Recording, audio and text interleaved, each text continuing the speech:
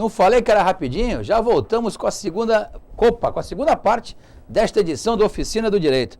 Quase que eu me enrolo aqui para voltar. O papo está tão empolgante. Thiago, vamos seguir na linha aqui, que o nosso produtor já puxou a minha orelha porque eu estourei tempo, porque eu não estou seguindo o roteiro que ele fez aqui. Eu nem li o que ele fez, por isso que, por isso que a gente pode bater papo à vontade aqui. Tratávamos de política. Paramos no outro bloco que você tinha assim, uma suposição ou a sua opinião sobre o que o eleitor paulistano está identificando na figura do deputado Celso Russomano, atual líder das pesquisas, porém em queda avassaladora. Pode colocar. Bom, a gente estava comentando essa questão do paulistano, né? Normalmente o paulistano é alguém que se interessa muito por política, né? Mesmo tendo uma visão muitas vezes deturpada, porque a gente tem que separar duas coisas. Ter interesse por política e ter um posicionamento político é uma coisa. Conhecer política, se interessar, participar de uma outra forma, de uma forma mais atuante, é uma outra questão. Mas o paulistano gosta. Ele é aquele que veste camisas. Então ele fala, eu sou A, sou B, sou PT, sou PSDB, agora no caso sou russomano, talvez na minha visão, por uma alternativa. Por uma alternativa que fuja dessa bipolarização que a gente tem vivido principalmente no cenário federal, né? Os presidentes, sai o PT, sai o PSDB, entra o PT. Então, eu coloco da seguinte maneira, as pessoas aqui no estado de São Paulo, elas têm um interesse grande por política, elas gostam muito do tema, mas eu ainda sinto uma fraqueza muito grande na participação política das pessoas. Porque as pessoas pensam que eleição é o único momento no qual o cidadão se coloca politicamente. Então chega essa época, aí eu voto em fulano, eu voto em ciclano, eu sou aquele partido, eu sou desse. Tudo bem, mas e quando acaba? Né? E quando passa o dia 7 de outubro, o segundo turno? Aí a gente fica naquela, eu fiquei lá brigando para eleger o meu candidato. Depois, eu tô um pouco me lixando. Eu não tô nem aí. E aí quando for daqui a 4 anos, no caso da eleição municipal, aí eu vou me preocupar de novo. Aí eu vou perceber os defeitos e as virtudes que esse candidato teve. Então, essa questão é muito complicada. Porque gostar de política, dizer que vai votar em alguém, não quer dizer que a pessoa tenha uma visão ampla da política, uma participação correta. E eu penso da seguinte maneira, como professor de filosofia, não dá para eu chegar aqui e falar assim, olha, essa é a visão correta, ou aquela é a visão correta. Seria muita pretensão, acho que de qualquer pessoa, né, dizer que ditadura, porque voltar para ditadura é opinião. Uhum. Mas assim, eu coloco da seguinte maneira, as pessoas enxergam a política de acordo com aquilo que lhes é mais conveniente, daquilo que lhes favorece mais. Essa é uma visão que infelizmente ainda predomina na sociedade brasileira. Então eu vou votar num candidato porque ele me prometeu um emprego, porque ele vai cuidar do bairro que eu moro, e a gente não consegue ter essa visão macro da política. A cidade, ela é um todo. A cidade não é só quem mora no bairro A, no bairro B. A cidade é para todo mundo. Os meios de transporte têm que servir a cidade inteira, não um único bairro. Preferencialmente coligar com as vizinhas, né? Interligar com as vizinhas. O transporte, ele não pode ser assim, na minha porta não falta ônibus, mas na periferia às vezes falta. Então, essas visões que ainda são muito deturpadas. Nós temos uma visão da política muito clientelista, muito voltada para o nosso próprio interesse. Eu acho que isso é uma questão que tem que se combater. Acredito que nós temos avanços inúmeros na política, mas essa visão do todo é algo que precisa melhorar. Cara, você comentou do seu pai, e Zé Ricardo, né? Isso. Que eu falei, uma das pessoas mais magníficas que eu já conheci. Um cara de uma inteligência e de um coração que não cabem nele. E o papo está fluindo tão bem contigo como fluiu com seu pai. Na colocação que você fez, me veio duas coisas. A primeira, lá no primeiro bloco, a gente tratava de partidos. E a tua colocação muito, muito inteligente é que o nome está no nome. É uma parcela da população, o partido representa uma parcela da população que coaduna de tais ideais, que tem uma simpatia por tais ideais, por tais posicionamentos. Eu estava numa conferência em Curitiba um tempo atrás, Conferência Latino-Americana de Direito, a COLAD. Um professor peruano falou que nenhuma democracia, principalmente com o presidencialismo, é verdadeira. Porque o presidente, para estar eleito, ele ganhou por 75% dos votos, ele não representa todos. ele não representa o povo inteiro. E agora você imagina que eleições nossas, que os índices de abstenção vão subindo cada vez mais, os índices de votos nulos e em branco também, e há uma polarização, por exemplo, vai para um segundo turno, A com 32, B com 26, né? Os outros com 8, 6, 9, seus eleitores sequer tornam a votar, anulam. Então, quem efetivamente for exercer o executivo municipal, estadual, federal, pouco importa, ele vai representar, na verdade, 35% da população efetiva do município, do país. 35 é o número que eu estou chutando aqui, mas nunca 50. Nunca nem metade, cara. Isso que é um defeito da democracia, ou isso realmente é a maior das virtudes da democracia? Eu nunca tinha pensado nisso, porque eu sou, ainda mais depois que eu mudei para a Bahia, então eu sou que nem jegue, eu pego no tranco. As pessoas vão me fazendo pensar, as pessoas inteligentes das quais eu me cerco, porque eu sou meio burrinho. Então, pô, você colocou isso e esse professor peruano colocou, eu juntei com o que você está falando.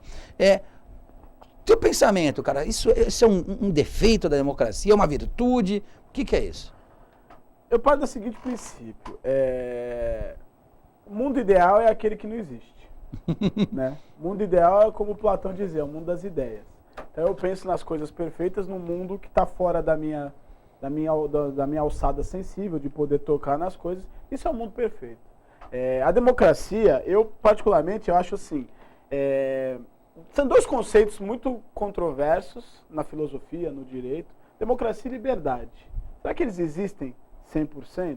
Algumas pessoas colocam, eu tenho liberdade, mas existe a lei que pode, se eu fizer tal coisa, eu sou preso. Tudo bem, mas também senão a gente vira uma selva, né? E também não é por aí. Então, questionar liberdade e democracia são duas coisas muito, muito assim, tênues. Eu, particularmente, eu penso da seguinte maneira. De todas as formas de governo que o mundo conheceu, vamos pegar o exemplo da democracia grega ateniense do século V a.C., né? O surgimento da política, da filosofia, da polis, de lá para cá, o mundo não conheceu outros modelos políticos de gestão. Temos as tiranias, tivemos a democracia, alguns governos que tentaram fazer uma coalizão entre esses dois modelos, mas nada muito diferente. Eu vejo que a democracia ainda é a forma que mais permite ao cidadão se colocar. Normalmente, isso é impossível. Ninguém é igual a ninguém. Ninguém nunca vai concordar 100% com a outra pessoa. E na cidade é a mesma coisa. A política, ela serve para quê? Ela não serve para administrar os interesses individuais, tentando pensar no interesse coletivo? Porque nós temos assim, eu tenho um anseio e você tem outro, mas nós temos necessidades que são próximas. Por exemplo, a Constituição diz que nós temos que ter direito à saúde, educação, moradia, segurança, essa coisa toda, direito de ir e vir. Isso é básico para todo mundo. Então, se o governo se propõe a oferecer isso, ele é um bom governo. Claro que eu tenho crenças, eu gosto de coisas, eu quero coisas que você não vai querer e a gente nunca vai chegar num consenso de todo mundo ter 100% daquilo que quer. Seria impossível. Os filósofos contratualistas, na Idade Moderna, diziam que nós vivemos sobre um contrato social. Né? O Rousseau falava muito disso. O contrato. E é um contrato mesmo. Nós, cidadãos, sentamos e decidimos, olha, para que eu não mate o outro, para que eu não queira o que é do outro, para que eu não invada a residência do outro, é necessário que tenha uma lei que vai dizer o seguinte, se você fizer isso, você vai ser punido. Então eu vejo dessa forma. A democracia, aquele cidadão que foi tirado do povo para ser o nosso prefeito, o nosso governador, o nosso presidente, dificilmente ele vai ter, como você colocou, 50% da população com ele. Isso vai ser praticamente impossível. Mas, a partir do momento que ele é colocado lá, ele tem que pensar que ele não pode governar só para os 35% ou 40% de pessoas que queria que ele entrasse. Sim. A partir desse momento, ele é um representante do povo. A gente não coloca que a maioria vence. Né? O interesse da maioria, com certeza, tem que se sobrepor ao interesse da minoria. O que se questiona no Brasil? Nós temos desigualdades por quê? Porque são poucos que têm o poder e muitos que estão à margem dessas esferas de decisão, de dinheiro, essa coisa toda. O ideal do político, na minha visão, é o político que saiba conciliar esses interesses pequenos, menores, né? Digamos assim, esses interesses particulares para o interesse coletivo, para o interesse universal. Ele tem que saber lidar com isso. Ele nunca vai ter 100%. Não dizem que a unanimidade é burra. Então nós temos aí então algo que a democracia traz. Mesmo na adversidade, na contrariedade, nós temos plenitude, nós podemos andar na cidade, nós podemos nos expor, colocar as nossas opiniões, participar de um programa de televisão, discutir. São coisas interessantes, são avanços da democracia. Então eu acredito que isso mais ou menos, porque legal. Eu sempre pleiteio vodka na minha caneca e não deixam, tá? Vou até um exemplo que eu coloquei aqui. Estados Unidos, o berço, não o berço da democracia, a maior representatividade da democracia atual. Mentira. Nova York você não pode beber na rua. Simplesmente você não bebe na rua. Aqueles sacos. Depois das 2 da manhã sequer vende nas liquor store, que eles chamam. Não vende. Cara, que democracia é essa? E tem gente que... eu concordo com você, vou te dar um outro exemplo. Como eu concordo. Quando eu estava na faculdade, a gente estava conversando fora do ar, eu coloquei que eu tive alguns amigos de sala, no caso 2 amigos em especial, que eram da área do direito, advogados. E quando teve aquele referendo da questão da arma, questão controversa, eu particularmente fui pegando a opinião de um de outro, vendo as campanhas na mídia, e eu cheguei à conclusão que eu votei para que, se a pessoa quiser ter uma arma em casa, ela tem que ter o direito de ter. Eu não sou a favor da violência, eu não tenho arma em casa, eu acredito que, a não ser numa situação, a gente nunca pode dizer o nunca, né? Principalmente como professor de filosofia, mas não é da minha natureza querer ter uma arma para atirar no outro. Mas se a gente vive num mundo que prega a liberdade e a democracia, a pessoa tem que ter o direito. Se ela fizer uma besteira com aquela arma na casa dela... Pague por isso. Exatamente. Aí vamos ter as leis que vão chegar e as pessoas competentes para julgar e falar, olha, você cometeu um ato, uma infração e você vai ser punido. Mas tirar da pessoa, do cidadão, o direito de ter as coisas, eu acho um absurdo. Como você colocou, os Estados Unidos é uma democracia plena. Aí, eu falo que os Estados Unidos é um grande exemplo para a gente nesse aspecto. Eles só tiveram uma Constituição em toda a história. A Constituição deles é de 1776, mais de 200 anos. E pouquíssimas emendas. Pouquíssimas emendas. Aqui nós já estamos na emenda 70 e algo. Da 8ª Constituição. Né? Então, brincadeira, assim, né? então muitas vezes as pessoas falam, lá nos Estados Unidos o voto é facultativo e eles vão votar. Eles são uma democracia consolidada. Com todos os erros, com todos os problemas, a gente colocou a eleição, essa eleição que teve essa questão do Bush e do Al Gore, mas é uma democracia consolidada. Nossa democracia é muito jovem. Eu vou ter que te interromper, até porque eu tenho 312 assuntos da minha cabeça, nada do roteiro, vou deixar o roteiro aqui, para conversar contigo. E um deles, porque você trouxe à tona, você não é a favor, então, do voto facultativo no Brasil por ser uma democracia jovem? Não é bem assim. Não. Então me faça entender. Eu sou favorável ao voto facultativo. Aliás, eu sou favorável, porque acho que o voto imposto, ele fere o preceito que a gente colocou da liberdade. Democracia. E também não daria mais margem até para que houvesse uma indução do votante? Sim. Por exemplo, pega 50 e vai lá votar em mim. Exatamente. 10 sacos de cimento aí para tua obra. Existe até hoje, né? A gente sabe, né? Essas práticas de compra, de voto, são, assim, existe, mas numa esfera muito menor do que há 30 anos. Infinitamente menor, mas existe. Existe, lógico que existe. Não sou favorável ao voto obrigatório, não sou. Mas, de certa forma, eu faço uma reflexão e até entendo em alguns aspectos. Tá. Acredito que essa questão da democracia ser muito jovem faz com que as pessoas não tenham noção ainda do que ela é. Né? Então, assim, aquela velha história. A gente, voltando a um assunto que você tinha comentado, voto de protesto. Protesto a quê? Você está reclamando do quê? Eu parto do seguinte princípio. Eu estava pensando nisso ontem.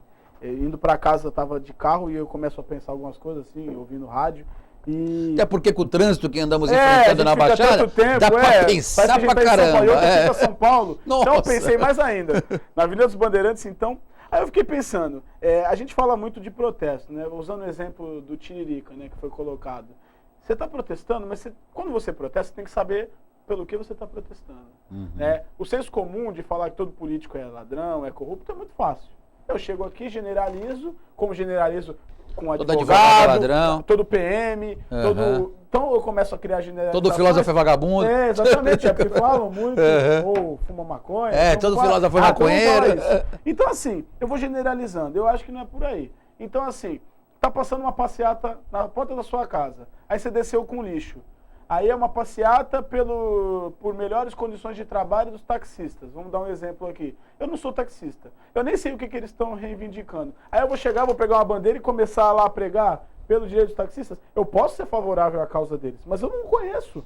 Então é muitas vezes assim, eu estou protestando, eu não sei pelo que, eu estou protestando contra quem, por quê, eu não sei nem qual é o meu direito. Então assim, é aquilo que a gente estava colocando. A gente quer protestar. Protestar pelo quê? Nem sabemos. As pessoas não adoram encher a boca e dizer, eu não gosto de política. Sim, hoje cara, isso me dá um medo. Não vai ter tempo pra gente falar de tudo, mas isso me dá um medo tão grande, eu tava pensando nisso no caminho pra cá.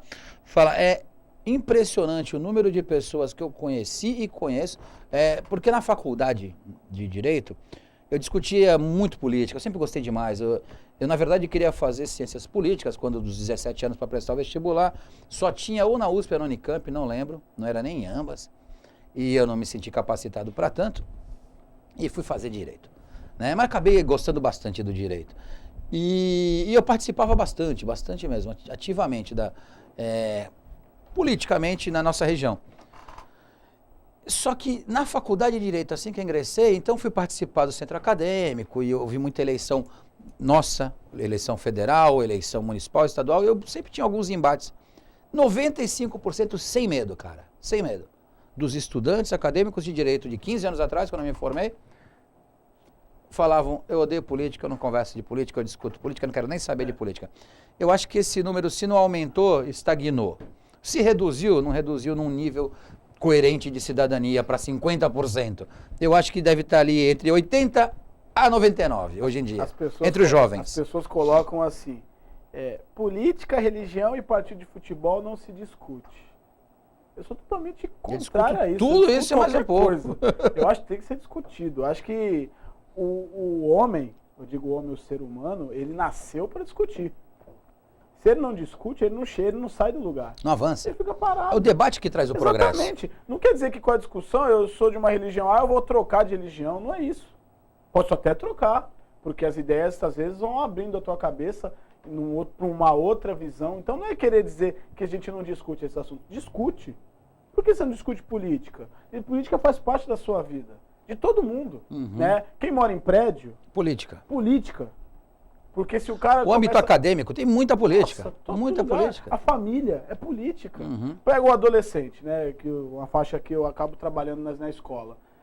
Ele não tem que ser político para lidar com algumas coisas. O pai dele fala, você não vai sair. Ah, pai, deixa eu sair. E aí não vai barganhando aquilo. Sim. É uma relação política. A relação me veio na cabeça agora, dentro de um ônibus coletivo, que a pessoa pega para ir pro trabalho, é uma relação política. Claro. Ó, não abre a janela hoje que tá frio, você deixar aqui, não vai fumar. E eu sou um tabagista inveterado, por mim tinha que ter um cantinho para fumante, mas não tem. Também não pego um ônibus, mas deveria ter para os que pegam, né, um cantinho. Que mais? Quem tá ali com uma perna engessada, ou com uma tipóia no braço, ou idoso, mas isso é obrigação legal. Eu já nem vejo como política, entendeu? Hoje é legal. Mas se você vê um jovem com o braço machucado, você cede o lugar. É política, né? Lógico, isso é uma relação política. Agora, eu queria abordar o seguinte, Thiago. Você colocou que falta demais, e eu achei muito, muito coerente, muito inteligente a sua abordagem, participação política, que não é ficar ali na rua abanando a bandeirinha do candidato, ir para a porta da escola de votação no dia da eleição, gritar, discutir. Pós-encerramento da eleição, pós-eleição, pós-resultado das urnas. Como o povo deve e tem que participar politicamente? Na minha visão, para ser bem rápido, começa com a educação. Então o cara, ele sabe que ele necessita participar do lugar onde ele mora. Cada um participa do jeito que quer. Você não precisa ser afiliado a um partido político para participar. Você pode ter uma participação no teu trabalho, nas conversas que você nutre. Principal, entender que o mandato tem 4 anos. Ele não tem 3 meses. A eleição não dura os 3 meses só do período de propaganda, do período onde as candidaturas são lançadas. Então, entender isso. Fiscalizar. Fiscalizar, é claro, você não vai fiscalizar tudo aquilo que o governante faz, mas se inteirar das coisas que estão acontecendo. E uma coisa importante que a sociedade brasileira deveria aprender, cobrar. Final de mandato, é simples. Não cumpriu aquilo que você prometeu, tchau. Caçar a reeleição. Não, a reeleição acho que ela tem que ser válida para quem trabalha. Se trabalhou direito, tem que merecer mais um mandato. Por que não? Agora, a gente fica muito preocupado com a eleição de domingo. Ela ali é só um primeiro passo. Se a gente não perceber que é necessário que haja uma educação para a política, que passa por uma série de outras questões, nós vamos passar mais 4 anos reclamando que não gostamos de política, e aí daqui para quando chegar na próxima eleição municipal, em 2016, a gente vai ficar preocupado em quem vai votar, e meu Deus, não vai, sem se lembrar em quem votou antes, e por aí vai. Eu só acho que se não houver uma mudança radical na filosofia e na forma de educação da criança brasileira, nós passaremos 2 gerações com pessoas elegendo errado, tendo orgulho de dizer que odeia a política, tendo asco da política e, infelizmente, colocando onde não deveria, os postulantes ao cargo não indicados, as pessoas não idôneas, inidôneas para exercer os cargos públicos. Se não houver mudança drástica na educação, nunca teremos um país digno. E aí eu vou digno. colocar só uma questão para ser pensada. Será que os formadores, os professores, eles gostam de política? Eles conhecem política? Não dá, né? Como é que você vai ensinar uma coisa sem que saber? Você não sabe? Ou tem uma visão completamente deturpada. Não digo nem equivocada, né? Deturpada. Ótima colocação. Antes de encerrar, que o Dauno já puxou minha orelha de novo, o Dauno briga mais comigo do que minha mãe quando eu estava na 5ª série. Olha que eu dei trabalho. Fui expulso de 2 escolas do inglês, o Dauno briga mais que minha mãe, cara. Eu lembrei parte daquilo que eu queria falar, eu queria tocar no assunto contigo que eu não lembrava. Tá correndo aí na internet o que me parece uma grande babaquice, que é o tal do vamos votar nulo, que vai anular a eleição. Só que a tecnicidade não é essa, não é o voto nulo, aquele que você vai aperta branco ou nulo. Não. Voto, aquele é o anulável, o voto que tenha uma origem de fraude, que desperte uma certa suspeita, que houve um rompimento do lacre da urna, que o disquete não migrou, esse tipo de coisa. Quando 50% mais um dos votos forem anulados e não nulos, aí sim convoca-se nova eleição com outros postulantes, não é isso? Muda-se os postulantes. Porque está correndo na internet uma babaquice dessa aí. Algumas coisas. Vamos todo mundo anular o voto, porque se 50% mais um dos votos forem nulos, é obrigado a marcar outra eleição e esses concorrentes, esses candidatos não poderão concorrer à próxima. O candidato, até onde eu sei, posso estar falando besteira. Não sou... Expert eleitoral. Acho que não. Mas, assim, expert é o doutor Marco Antônio, fazer justiça a ele, que eu lembrei não, a minha cabeça não, até onde eu não sei, trouxe. Se qualquer cidadão pode se tornar elegível, pode ter uma legenda e se candidatar, o fato das pessoas não votarem nele não quer dizer que ele não possa ser candidato de novo. Ué, por que ele não poderia? É direito dele. Lógico, não votarem em mim dessa vez, quem sabe não vão votar na próxima. É direito dele. Bom, Thiago, infelizmente o nosso tempo acabou, o Dauno já brigou. Eu vou te dar alguns segundinhos aí para você tecer suas considerações finais e passar uma mensagem ao nosso telespectador através daquela câmera. Mas eu queria já de pronto agradecer, dizer que você tem uma didática, um conhecimento formidável. Não sou juiz, sou advogado, mas já te intimo para retornar o mais breve possível e dizer que parte desse brilhantismo é genético. Está no DNA, porque seu pai é uma pessoa formidável, grande conhecedor. Se tivesse, mais 10% da população tivesse o brio e a gana e a garra de vocês dois, esse país estaria bem melhor. Muito obrigado pela sua presença, a palavra é sua. Eu agradeço a oportunidade de participar de um programa, te conhecer. Você é um cara muito legal e muito inteligente. Que é isso. Acho que o debate ele fluiu de uma forma muito legal. Agradecer a TV Primeira e dizer para todo mundo que no domingo a gente está começando um processo que vai durar 4 anos. Mas ele não acaba nas 5 horas da tarde, nem quando saem os resultados. Ele vai durar. Então acho que cada um precisa começar a buscar um pouco mais, conhecer em quem vota, por que vota, qual é o partido, mas principalmente, o que vai ser feito na cidade que você mora. Como é que você vai fiscalizar tudo isso e enxergar a política de uma forma que não seja só atendendo ao seu interesse, mas ao interesse de todos. Acho que isso é fundamental. Quando a gente começar a se preocupar um pouco mais com a coletividade, com o todo, talvez a política comece a ter um caráter melhor. Só dizer que o político rouba é muito fácil. Só que a gente tem que entender que o político é alguém que sai do povo. Se ele rouba, o problema não está nele, está no povo. E o povo precisa detectar esse problema. Muito obrigado, cara. Você em casa, infelizmente o nosso programa acabou. foi excelente na minha opinião, na minha humilde opinião. Pode discordar, enxovalha lá nosso e-mail se quiser discordando, mas eu duvido que terá uma opinião contrária, porque realmente foi um bate-papo muito gostoso, muito descontraído e melhor, muito esclarecedor. Obrigado pela sua paciência, pela sua audiência. Até a próxima. Fique ligado. Na TV Primeira você tem informação, esporte e diversão. Continue conosco.